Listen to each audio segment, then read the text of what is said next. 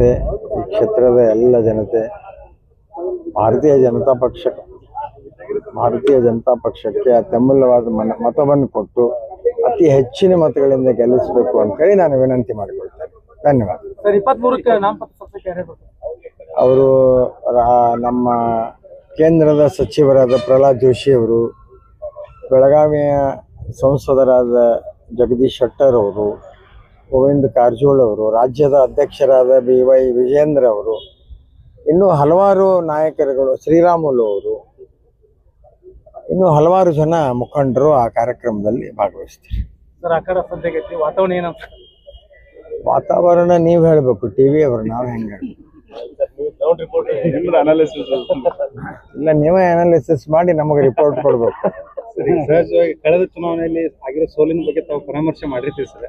ಈ ಸಲ ಅದನ್ನು ತೆಗೆದುಕೊಳ್ಳುವಂತ ನಿಟ್ಟಿನೊಳಗೆ ಏನೇನೆಲ್ಲ ಪ್ರಕ್ರಿಯೆಗಳಾಗ್ತಾ ಇದಾವೆ? ಹೋದ ಸಲದ ಚುನಾವಣೆಯ ಸಂದರ್ಭನೇ ಬೇರೆ, ಈ ಸಲದ ಚುನಾವಣೆಯ ಸಂದರ್ಭನೇ ಬೇರೆ. ಪ್ರತಿ ಒಂದು ಚುನಾವಣೆಗೆ ಮತ್ತೊಂದು ಚುನಾವಣೆಗೆ ಬೇರೆ ಬೇರೆ ಇರ್ತದೆ ಸರ್.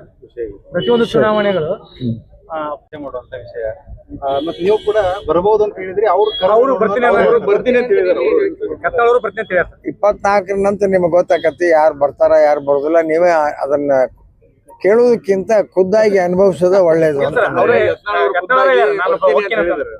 ಮತ್ತೆ ಗೊತ್ತಿದ್ ಮೊದಲನೇ ಕೇಳ್ತಾರೆ.